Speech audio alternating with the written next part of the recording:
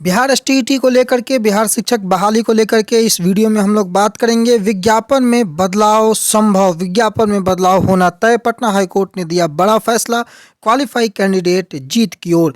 Bihar STET को लेकर के जिस प्रकार से अभ्यर्थियों को गुमराह करने का दौर चालू था, उस दरमियान एक पटना हाईकोर्ट में पीआईएल की सुनवाई।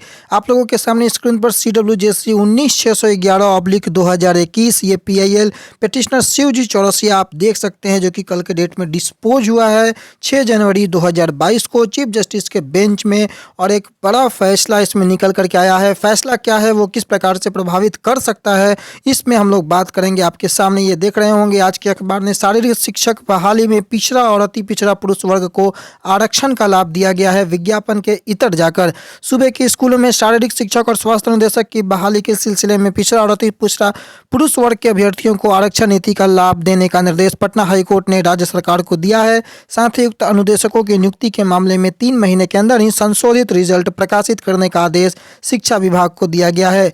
मुख्य न्यायाधीश संजय करोल और न्यायमूर्ति एस कुमार की खंडपीठ ने शिवजी चौरसिया की रीट याचिका की सुनवाई करते हुए उक्त निर्देश दिया है।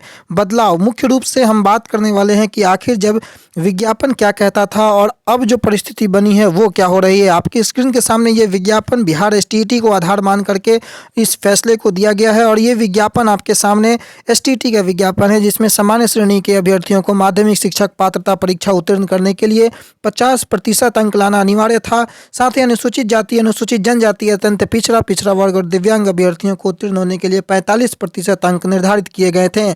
परंतु अगर बात करें शारीरिक शिक्षा स्वास्थ्य अनुदेशकों की, तो इसमें परीक्षा में उत्तीर्ण होने के लिए 50% अंक लाना अनिवार्य था।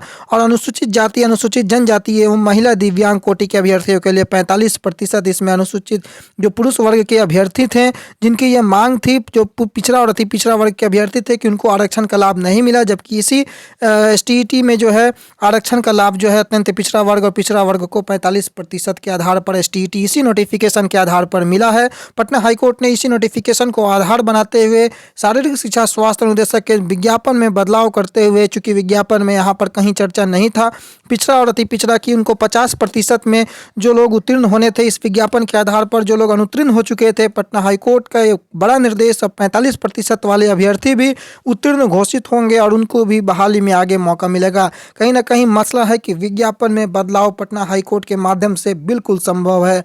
आप अमीन की बहाली को भी देख लें तो अमीन की बहाली में भी कहीं ना कहीं विज्ञापन में बदलाव, जो एलिजिबिलिटी क्राइटेरिया था उसको लेकर के बिल्कुल पटना हाईकोर्ट का जब डंडा चला तो वो संभव है। इसका मतलब, कहने का मतलब ये है कि जो लोग गला फाड़ फाड़ कर ये चिल्लाते हैं कि विज्ञापन का एक बिंदु नहीं हटना चाहिए, विज्ञापन में बदलाव खेल के नियम के बाद संभव नहीं है, तो आप ये देख लें कि ये पीआईएल जो कि CWJC 19/611 था, इसका आप डेट ऑफ फाइलिंग देख सकते हैं। कब का है ये? 20 नवंबर 2021 डेट ऑफ फाइलिंग है। आप देखिए 6 जनवरी 2022 को ये डिस्पोज हो गया। शिक्षक बहाली में बिहार एसटीईटी में जो शारीरिक शिक्षा स्वास्थ्य अनुदेशकों का परीक्षा हुआ है वो 2020 में ही संपन्न हो चुका था, जबकि ये केस 2021 में, जबकि इनका प्रमाण पत्र वितरण, इनकी प्रक्रिया जो है वो अब आगे बढ़ने वाली थी। उस दरमियान ये फैसला कहीं ना कहीं पूरे बहाली को प्रभावित कर रहा है। और ये बहाली में कहीं ना कहीं एसटीईटी को लेकर के भी अगर आप बात करें तो एसटीईटी के नोटिफिकेशन को आधार बना करके ही इस विज्ञापन में बदलाव किया गया है। तो अंततः जो मुख्य बात है, जो समझने योग्य बात है कि विज्ञापन में अगर कोई गलत चीजें हैं तो वो बदला जा सकता है।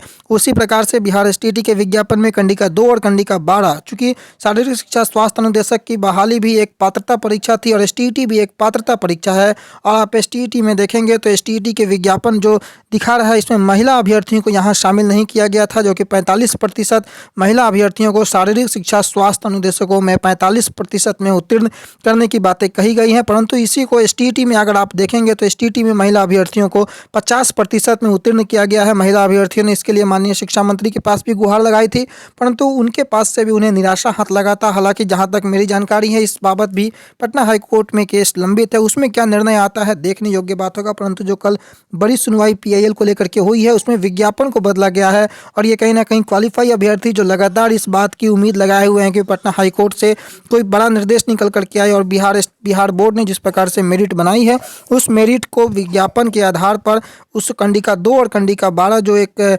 लगातार विवाद का कारण बना हुआ है उसको बदलाव करके इस एलिजिबिलिटी टेस्ट को पूर्ण रूप से क्वालिफाई अभ्यर्थियों के हित में करते हुए प्रक्रिया को आगे बढ़ाने का निर्देश पटना हाई कोर्ट के माध्यम से आए और इसका एक जीता जागता सबूत कल पटना हाई कोर्ट ने दे दिया है कि विज्ञापन में बदलाव मुमकिन है। इस खबर को देख करके सभी क्वालिफाई अभ्यर्थी जो है वो काफ़ी हर्ष में है। काफ़ी खुशी की बात है कि पटना हाई कोर्ट ही, इसके अलावे भी कई हाई कोर्ट्स के जजमेंट जो हैं वो आप सबों के सामने मैं ला दूंगा आने वाले समय में, परंतु अब पटना हाई कोर्ट के चीफ जस्टिस के बेंच का ही ये जजमेंट है जो कि विज्ञापन में बदलाव को किया गया है और स्वयं चीफ जस्टिस संजय करोल के माध्यम से किया गया है और अभी जस्ट ये सेम नोटिफिकेशन को बदल दिया गया है। अब देखना होगा कि बिहार एसटीईटी को लेकर के जो पीआईएल हो चाहे रीट हो, एप्लीकेशन अगर आगे बढ़ता है उसमें क्या निर्णय निकल कर के आता है, परंतु क्वालिफाइयों के लिए ये जजमेंट काफ़ी हितकारी साबित होगा। आने वाले किसी भी केस में इस जजमेंट का जो है लाभ उठाया जा सकता है। जब ये जजमेंट का ऑर्डर कॉपी अपलोड होगा उसको ऑर्डर कॉपी को भी मैं आपके सामने दिखाऊंगा कि मसला क्या हुआ था, परंतु जिस प्रकार से अखबारों ने प्रकाशित किया है जो खबरें हैं आप लोगों के सामने है और विज्ञापन में बदलाव की बातें बिल्कुल मुमकिन है, इससे कहीं भी इनकार नहीं किया जा सकता है। तो ये बड़ी खबर है सभी स्टेट अभ्यर्थियों के लिए और ये एक अच्छी खबर कही जा सकती है सभी क्वालिफाई अभ्यर्थी जो लगातार अपनी एलिजिबिलिटी को लेकर के परेशान रहते हैं कि उनकी एलिजिबिलिटी विज्ञापन के आधार पर कहीं खारिज ना हो जाए। कहीं से डरने की कोई आवश्यकता नहीं है। धन्यवाद।